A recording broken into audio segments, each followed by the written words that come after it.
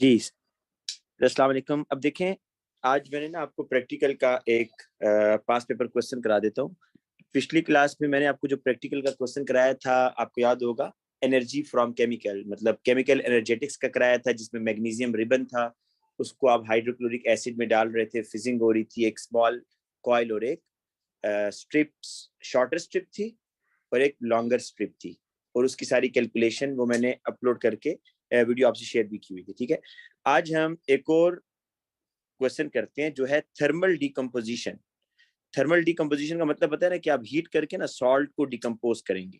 आपने हीट करना है सॉल्ट को, तो उसको डिकम्पोज करना है, उसमें से कार्बन डाइऑक्साइड गैस या वाटर वेपर या नाइट्रेट होगा तो नाइट्रोजन डाइऑक्साइड इस तरह होगा। देखें, ये MgNO3 है, मैग्नीशियम नाइट्रेट। इसको अगर आप हीट करेंगे ना स्ट्रांगली, तो इसमें मैग्नीशियम ऑक्साइड बनेगा, नाइट्रोजन डाइऑक्साइड और ऑक्सीजन गैस निकल जाएगी। इसी तरीके से कैल्शियम कार्बोनेट है, इसको हीट करेंगे तो कैल्शियम ऑक्साइड बच जाएगा, कार्बन डाइऑक्साइड निकल जाएगी। तो ये थर्मल डिकम्पोजिशन होता है, जिसमें आप किसी भी सॉल्ट को, कंपाउंड को हीट करते हैं थर्मली, उसको डिकम्पोज करते हैं और लॉस ऑफ मैस होता है, क्योंकि ये गैसेस निकल जाती है ना, तो ये मैस कम हो जाएगा। ठीक है, तो ये क्वेश्चन हमने आज करना है। तो इसकी वैल्यूज बेटा हम खुद एज्यूम कर लेंगे। ये देखें, ये आपके पास, इसको जरा क्वेश्चन को आप लोग जल्दी से पढ़ लें इतनी देर में। Some metal carbonates cannot be obtained in pure state. For example, magnesium carbonate exists in basic form in which magnesium hydroxide is also present. One possible chemical formula of basic magnesium carbonate is this. देखिए, magnesium carbonate है, इस basic इसलिए कह रहा है क्योंकि इसमें magnesium hydroxide भी है और साथ में वाटर भी है। ठीक है, when basic magnesium carbonate is heated, ये देखें इसको हीट कर रहा है, तो ये मैग्नीशियम ऑक्साइड है। देखिए हीट पता है कैसे करते हैं बेटा, ये आपके पास एक ट्राईपोर्ट स्टैंड होगा, ठीक है, और इसके ऊपर आपने बेटा बंसन बर्नर पर रखकर, ये क्रूसिबल होगा, क्रूसिबल एक मटेरियल होता है इस तरह का, और उस इस क्रूसिबल के ऊपर इस क्रूसिबल को बेटा आपने हीट करना है। इस क्रूसिबल के अंदर सॉल्ट होगा आपका, ये जो बेसिक मैग्नीशियम कार्बोनेट है इसमें है। जब इसको हीट करेंगे ना, तो हीट करने से क्या होगा कि जो मैग्नीशियम ऑक्साइड है, देखें, ये क्रूसिबल के अंदर रह जाएगा, लेकिन ये जो दो गैसेज आपको नजर आ रही हैं, कार्बन डाइऑक्साइड और वाटर, ये गैसेज यहाँ से निकल जाएंगी। तो बताएं इस सॉल्ट का मैस कम होगा या नहीं होगा? बिल्कुल कम होगा, क्योंकि इससे कार्बन डाइऑक्साइड निकल गई है, वाटर वेपर्स निकल गए हैं। तो कितना मैस कम हुआ है वो आपने फाइंड आउट करना है, और फिर आपको बेसिकली फॉर्मूला बताना है कि what is the MR of basic magnesium carbonate. तो एक्सपेरिमेंट बेटा देखते हैं, इसके स्टेप्स क्या हैं।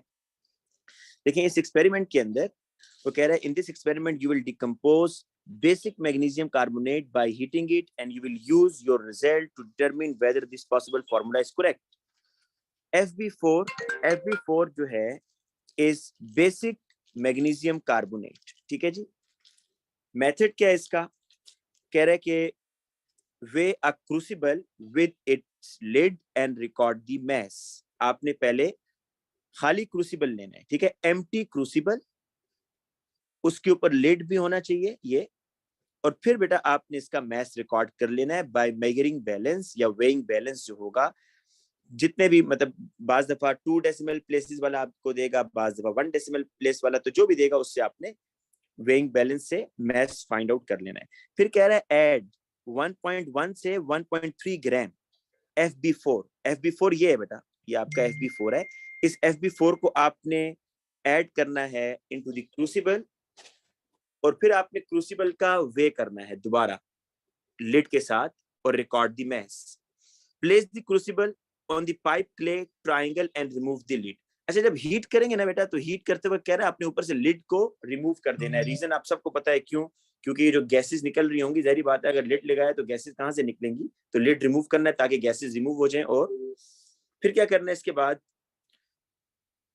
heat the crucible and content gently for about 1 minute and then heat the crucible and content strongly for about 4 minutes. अच्छा, स्ट्रांगली में आप थोड़ा सा जो फ्लेम है उसका ज्यादा कर देंगे। Replace the lid. अच्छा, 5 मिनट हीट करने के बाद ना आप इस क्रूसिबल को बेटा यहाँ से रिमूव करेंगे बंसर बर्नर से, और इसके ऊपर लिड लगा देंगे। अब इसको कूल होने के लिए टाइम देंगे, ठीक है, इसको कूल करने दें। तो कूल करने के बाद अब क्या होगा जी, कि while the crucible is cooling you may wish to begin, वो कह रहा है जो 5 मिनट का आपने वेट करना है, तो आप क्वेश्चन नंबर 3 के ऊपर थोड़ी वर्किंग कर सकते हैं। Reweigh the crucible and content with the lid, record the mass. याद रखें बेटा, कभी भी आपने हॉट चीज का मैस फाइंड आउट नहीं करना, वो सही नहीं आएगा। जब भी आपने मैस फाइंड आउट करना है उसको पहले ठंडा होने देना है, तब आप उसका मैस फाइंड आउट करेंगे। तो अब वो कह रहा है कि रीवे, ये जब 5 मिनट की ब्रेक आपने इसको दी है तो ये कूल डाउन हो गया, फिर आप इसका दोबारा वे करेंगे, record the mass, calculate and record the mass of FB for use. अच्छा बेटा, इसमें जो मार्क्स हैं वो टेबल के हैं। देखिए 5 मार्क्स हैं टेबल के, तो आपने टेबल कैसे बनाना है वो जरा आप देखें। टेबल जरा देखिएगा, सबसे मेन काम टेबल है। सबसे पहले मैं लिखता हूं जी इधर mass of empty crucible, mass of empty crucible plus lid. बड़ा ये यूनिट लाजमी लिखनी है भाई, ये मैस किस में है, ग्राम्स में है, किलोग्राम्स में है, तो जो वेइंग बैलेंस उसमें ग्राम होगा, तो ग्राम में आपने ये मैस लेना है। ठीक है, इसको बेटा मैं ए कह देता हूँ, ये ए है। Mass of empty crucible plus lid in grams, ये कितना आ रहा है जी, ये आप एज्यूम कर लेते हैं कि आ रहा है 45.68 ग्राम्स, 45.68। देखें मैं जो मैग्नीक बैलेंस यूज कर रहा हूँ वो 2 डेसिमल प्लेस पर आ रहा है। ठीक है, अच्छा बी क्या होगा, देखें बी वो कह रहा है कि आप इसमें ना कुछ सॉल्ट भी डालें ना, आप ऊपर, मैं थोड़ा सा ऊपर करता हूँ आप पढ़ते जाएं। वो कह रहा है कि ऐड 1.1 से लेकर 1.3 FB4 आप डालेंगे। तो अब मैं क्या लिखूंगा, देखें mass of crucible plus lid plus FB4 in grams, ये कितना आ रहा है जी 46.91। आपने ना क्रूसिबल के अंदर वो भी डाल दिया बेटा, सॉल्ट भी डाल दिया FB4। अब सी क्या होगा जी, मैस ऑफ FB4। बेटा FB4 कैसे निकलेगा, कुछ आइडिया है FB4 कैसे निकलेगा? कि आप इन दोनों को माइनस कर देंगे, B माइनस ए करेंगे, B माइनस ए करेंगे ना, तो आपके पास मैस आ जाएगा, वो कितना आ रहा है 1.23। अच्छा फिर क्या करना है जी, आपने मैस ऑफ क्रूसिबल तो मैस ऑफ सॉल्ट तो निकाल लिया, अब आपको ये भी बताना है कि लॉस ऑफ मैस कितना हुआ, भाई गैसेस कितनी बनी, लॉस ऑफ मैस कितना हुआ, ये भी आपको बेटा बताना होगा। ठीक है,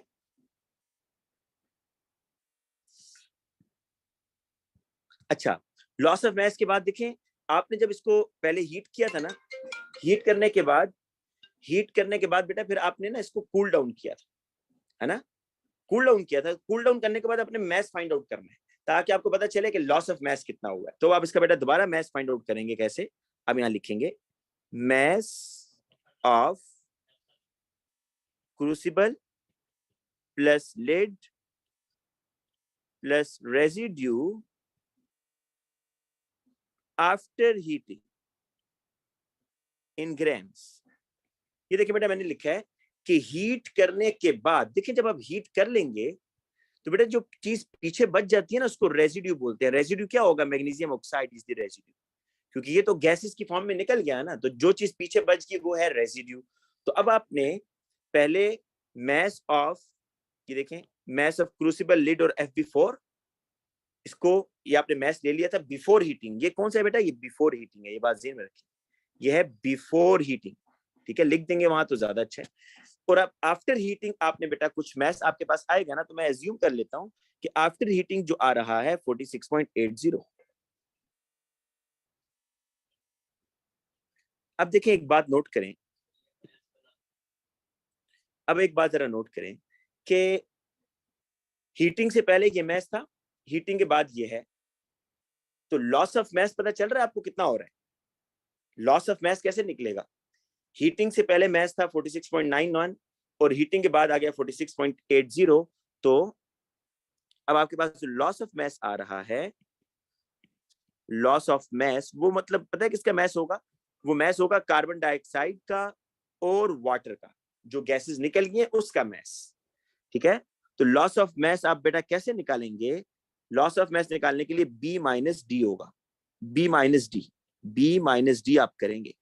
तो ये बी में से डी को माइनस करें बेटा 0.11। ठीक है, अच्छा अब पता है क्या मैं निकालना है आपने, mass of residue. Mass of residue का बेटा मतलब ये है कि मैग्नीशियम ऑक्साइड कितना रह गया इसमें, ये मैग्नीशियम ऑक्साइड कितना है ये आपने निकालना है। जरा सोचिएगा कैसे निकालेंगे। मैस ऑफ रेजिड्यू मतलब MgO इन ग्राम्स, ये निकालना है।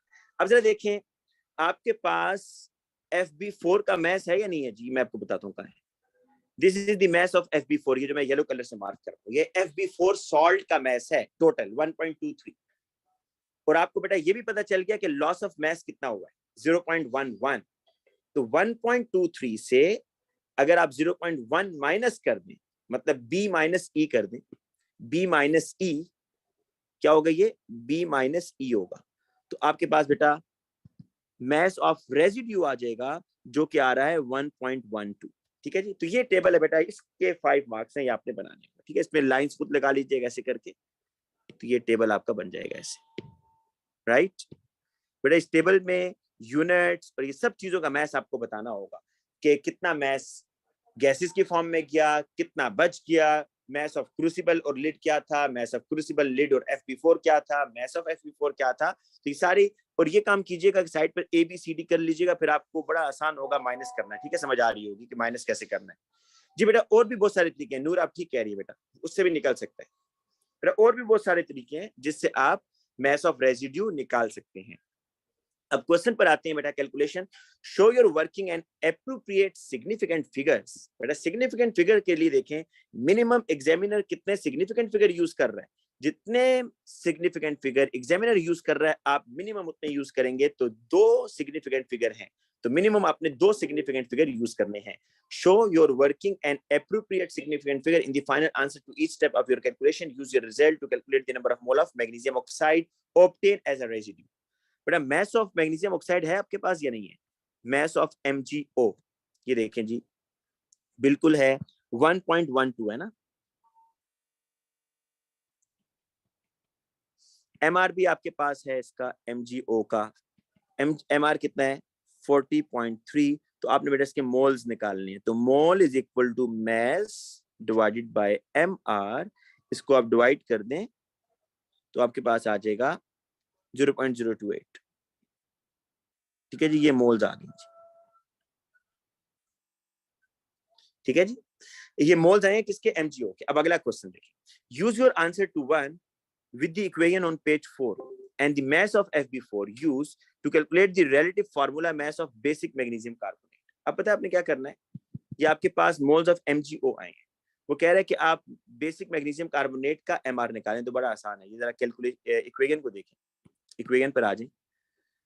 ये देखिए कि MgO में और बेसिक मैग्नीशियम कार्बोनेट में मोलर रेशियो क्या है? 2:1 है। जितने मोल मैग्नीशियम ऑक्साइड के होंगे ना, बेसिक मैग्नीशियम कार्बोनेट के मोल उसके हाफ होंगे। ठीक है, तो बेसिक मैग्नीशियम कार्बोनेट का मोल इसका हाफ करेंगे बेटा। मैं इसका हाफ कर देता हूँ, ये देखें moles of basic magnesium carbonate, ये 0.028 है ना, तो इसका हाफ करें 0.028 डिवाइडेड बाय 2 तो 0.014, ये आगे मोल्स। ठीक है बेटा, मैस भी है आपके पास, पता है आपको, मैस ऑफ बेसिक MgCO3 का मैस है जिसको आप FB4 कह रहे थे ना, उसका मैस भी तो आपके पास है। कहां पर है ये देखें, ये मैस ऑफ बेसिक 1.23। बेटा आप MR निकाल सकते हैं, बिल्कुल निकाल सकते हैं। ये फॉर्मूला देखें ना, number of moles is equal to mass in gram और MR। नंबर ऑफ मोल्स कितने आ रहे हैं बेटा? 0.014। मैस इन ग्राम कितना आ रहा है? 1.23। MR ऐसे ही आ जाएगा। नेक्स्ट स्टेप में आप MR को बेटा अपना सब्जेक्ट बनाकर MR is equal to 1.23 divide by 0.014। आप इसको बेटा डिवाइड कर दें, आपके पास MR आ जाएगा 87.85। ठीक है जी, ये आपके पास MR आ गया। ये एक्सपेरिमेंट से आया ना, देखिए आपने हीटिंग करके मैग्नीशियम ऑक्साइड के मोल निकाले, उसका मैस निकाला, फिर मोल निकाले, और मैग्नीशियम ऑक्साइड के मोल से आपने बेसिक मैग्नीशियम कार्बोनेट के मोल निकाले, और फिर उससे आपने MR निकाल लिया। अब वो ये कहता है नेक्स्ट पार्ट में कि use the data from periodic table to calculate the relative formula mass of basic magnesium carbonate from its possible formula, कि आप पीरियोडिक टेबल को यूज करके इसका MR निकाल। तो बेटा ये तो सिंपल है, मैग्नीशियम का कितना होता है 24.3, जरा कैलकुलेटर पे डालें ना, 24.3, कार्बन का डालें 12, ऑक्सीजन 16, 3 48, अच्छा प्लस मैग्नीशियम का दोबारा डालें 24.3, ऑक्सीजन बेटा 2 दफा है तो 32 डाल दें, हाइड्रोजन का बेटा 2 कर दें, और फिर 2 मोल्स ऑफ वाटर हैं प्लस 2 × 18। तो आप बताएं कि इसका एमआर क्या आ रहा है। इस सारे का बेटा जो एमआर आ रहा है 178.6। तो ये तो आपने उससे डाटा बुकलेट में पीरियोडिक टेबल से देख के बता देना, ठीक है। अब देखिए फर्क आ रहा है ना, जो एक्सपेरिमेंटल वैल्यू थी वो एमआर कितना आ रहा है 87.85, और जो एग्जामिनर ने दिया हुआ है उसका एमआर कितना आ रहा है 178.6। का मतलब है कि मसला है, ठीक है ना। आपने क्योंकि देखो उसने कहा था शुरू में ही कि ये जो फॉर्मूला है ना ये पॉसिबल फॉर्मूला ये हो सकता है, देखे ना, if the possible formula were correct it decompose as shown below. तो ये पॉसिबल फॉर्मूला उसने बताया था कि ये हो सकता है। अब बेटा देखिए अब आपकी क्या करना है, नेक्स्ट स्टेप के अंदर वो ये कह रहा है कि if the relative formula mass of basic magnesium carbonate obtained from your experiment is within 2.5% of the answer in 3, ये बेटा 3, this is good evidence that possible formula is correct। अच्छा अब वो बेटा ये कह रहे हैं कि आपने जो अपना आंसर निकाला है ना एक्सपेरिमेंटल, क्या वो इस एमआर के 2.5% के अंदर आ रहा है या नहीं आ रहा।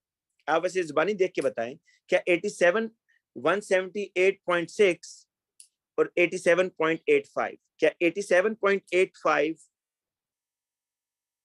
इस 178.6 के 2.5% के अंदर आ रहा है। 2.5% आप पहले 178 का निकालें, क्या करें 178 का 2.5% निकालें और फिर देखें कि आया ये वैल्यू उसके अंदर आ रही है या नहीं आ रही। मैं आपको बता देता हूं क्या वो पूछना चाह रहा है, दोनों मेथड से बता दें। देखिए पहले तो 2.5% 78 का निकाले ना, 178.6 इंटू 2.5% का मतलब है डिवाइडेड बाय 100। बेटा जरा इसका आंसर निकालें, शाबाश। 4.465। मतलब ये हुआ कि अगर आपका ये एक्सपेरिमेंटल जो एमआर है ना वो 4.465 इस 178.6 से ज्यादा या कम होता ना, फिर तो 2.5% के अंदर आ रहा था और फिर आपका जो एमआर है वो ठीक था। लेकिन बेटा लेकिन देखिए ना 178.6 में आप 4.465 प्लस या माइनस कर लें तो क्या 87.85 बन जाता है या नहीं बनता, नहीं बनता। इसका मतलब है 2.5% के अंदर नहीं आ रहा आपका एक्सपेरिमेंटल एमआर। या अब मार्क्स स्कीम में ना इसके बहुत ज्यादा उसने अलाउ किया हुआ है, बच्चा या ये यूज करे या आप ये यूज कर लें। देखिए परसेंटेज निकालें, परसेंटेज कैसे निकालेंगे देखिए 178.6 माइनस, आपने पता है किस तरह परसेंटेज निकालनी है। आपने बेटा ये निकालना है कि क्या ये जो 87.85 है ये 178.6 का कितने परसेंट है। क्या आपने, मैं भी करने जा रहा हूं कि 87.85 178.6 में से कितने परसेंट है। तो मैं क्या करूंगा, दोनों को माइनस करूंगा, 178.6 माइनस 87.85। ये बिल्कुल वैसे ही है बेटा जिस तरह आप अपने किसी भी सब्जेक्ट में मार्क्स की परसेंटेज निकालते हैं कि marks divide by total marks into 100। ये बेटा ऊपर इन दोनों का डिफरेंस आ गया डिवाइडेड बाय टोटल 178.6 इनटू 100। क्या आंसर आ रहा है बेटा इसका, इसका आंसर कहीं 50% के आसपास आ रहा है, तकरीबन ये आ रहा हो। तो ये देखिए ये तो बेटा 2.5% के अंदर तो नहीं आ रहा है, ये तो बहुत बड़ा गैप है। वो कह रहा है कि इफ, अच्छा ये देखिए दोनों का मतलब जरा समझ लें। जो पहला वाला मैंने किया ना, पहले वाले का मैंने ये किया था, दोनों में से आपने कोई एक करना है, दोनों नहीं करने, बस जिस बच्चे को जो भी समझ आ गया वो उसको फॉलो कर ले। देखिए मैं दोनों को दोबारा समझा देता हूँ जल्दी से। पहला वाला ये है बेटा कि मैंने 178.6 का ना 2.5% निकाला जो कितना आ रहा था 4.46। तो फिर मैंने ये कहा कि अगर मेरा एमआर 178.6 के मुकाबले में 4.465 प्लस या माइनस हो जाता है तो वो 2.5 के अंदर आ रहा था। लेकिन ऐसा तो नहीं है ना, मेरा तो एमआर 178.6 से बहुत कम आ रहा है, 87.85, 2.5% के अंदर तो नहीं आ रहा। इसलिए मैं ये कहूंगा क्योंकि deviation is more than 2.5%, so this formula is not correct. Deviation is more than 2.5%। देखिए डेविएशन कितनी आ रही है तो 50% आ रही है, 50% डेविएशन आ रही है ना, इसलिए फॉर्मूला इज नॉट करेक्ट। ये 1 मार्क का बेटा क्वेश्चन है, ठीक है ना, 5 मार्क का नहीं है, 5 मार्क ऊपर सारे किए हैं, ये कैलकुलेशन के मार्क्स किए हैं, तो ये टोटल मार्क्स 5 का। लास्ट पार्ट पर आए बेटा इस क्वेश्चन के, मैं ऐसे कर लेता हूँ, फ्लिप करता हूँ ये। अब वो कह रहा है जी, state one way in which accuracy of the experimental procedure could have been improved using the same maths. अब बेटा देखिए हुआ ये है कि आपने ये जो हीटिंग की है ना, हीटिंग में अक्सर इस तरह होता था कि एग्जामिनर ये कहता था पहले कि आप ना, सॉरी, आप इसको हीट कर रहे हैं, ठीक है जी, आप इसको हीट कर रहे हैं जी, यहाँ पर वो कह रहा है आप इसको हीट करेंगे तो डेफिनेटली गैसेस बनेंगी, कुछ मैस कम होगा, नहीं होगा, मैस कम होगा। फिर जब मैस कम होगा ना, तो आप उसको दोबारा हीट करें एक दफा, और दोबारा हीट करने के बाद देखिए कि आया मजीद मैस कम हुआ या नहीं हुआ। देखिए एक दफा आपने हीट किया, कूल डाउन किया और मैस फाइंड आउट कर लिया, फिर आप यही स्टेप दोबारा रिपीट करें और दोबारा हीट करें। अगर दोनों स्टेप्स के अंदर मैस चेंज नहीं आ रहा, इट मींस जितनी गैसेस थी वो रिलीज होगी। इसको आप कहते हैं हीटिंग टू कांस्टेंट मैस, कि आप कांस्टेंट मैस तक हीट करते जाएं। देखिए इसने यहां पर कहीं इंस्ट्रक्शन में नहीं कहा, अक्सर जो इस तरह के क्वेश्चन होते हैं ना, उसमें वो आपको कह रहा होता है कि हीटिंग टू कांस्टेंट मैस, कि आप उस टाइम तक हीट करेंगे जब तक कि कांस्टेंट मैस ना आ जाए। कांस्टेंट मैस आने का यह मतलब होता है कि जितनी गैसेस ने रिलीज होना था वो हो चुकी है, मजीद गैस रिलीज नहीं हो रही।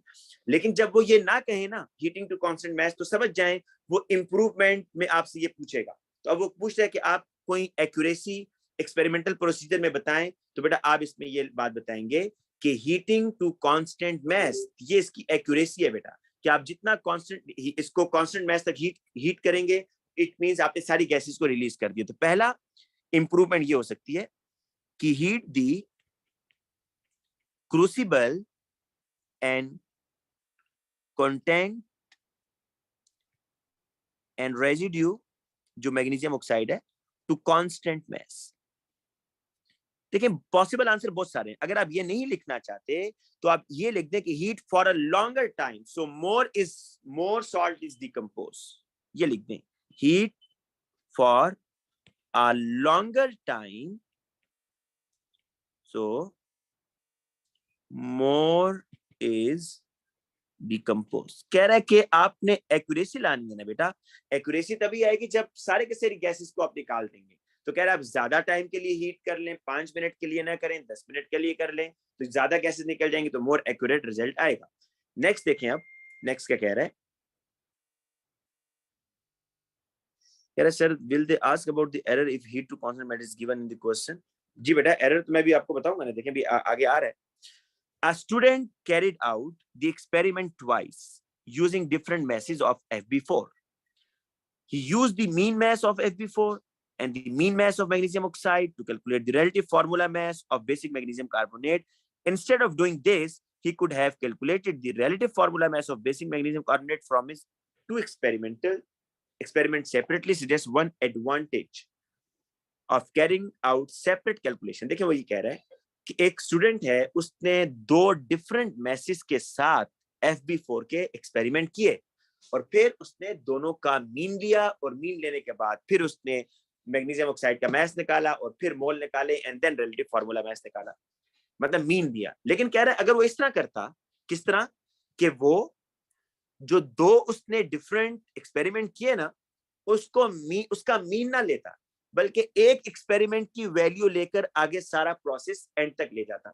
मीन ना लेता, बल्कि दो एक्सपेरिमेंट में से जो एक एक्सपेरिमेंट की वैल्यू थी उसी को लेकर सारी कैलकुलेशन कर देता। तो कह रहा है just one advantage of carrying out separate calculation, कि अगर वो एक एक्सपेरिमेंट को लेकर चलता तो इसका फायदा क्या होना था, आपने इसका फायदा बताना है। तो बेटा फायदा ये होना था, अगर वो दो डिफरेंट एक्सपेरिमेंट करता है ना, तो उसको कम से कम ये पता चल जाना था, दो डिफरेंट एक्सपेरिमेंट कर रहा है लेकिन वैल्यू एक की लेके चल रहा है, लेकिन उसने किए दो different experiment, separate calculation.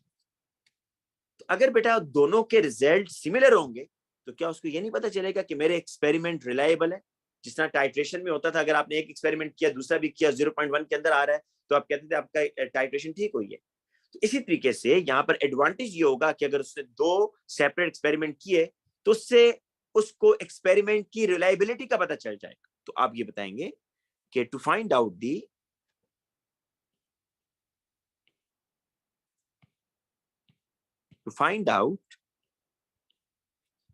whether the 2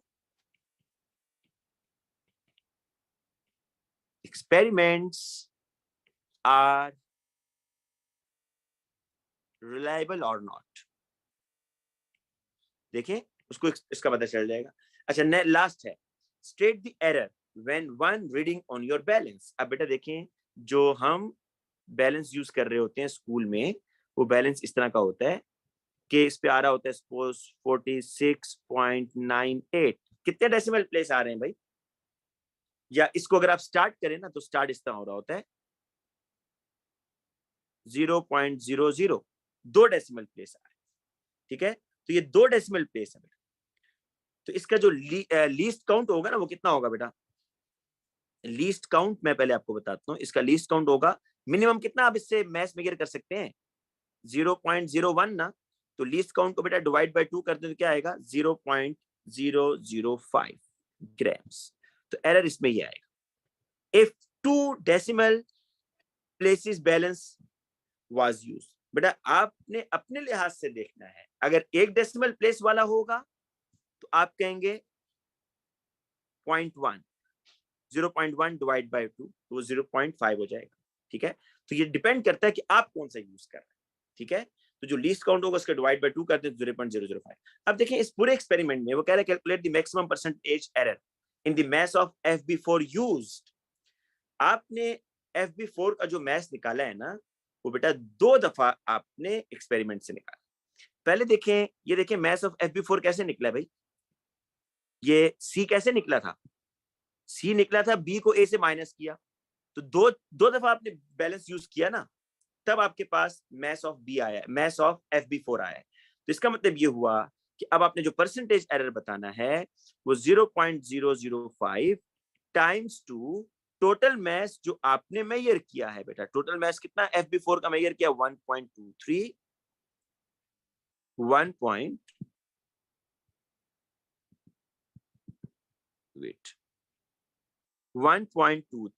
into 100 करेंगे बेटा, तो ये आपका परसेंटेज एरर आ जाएगा। ठीक है जी,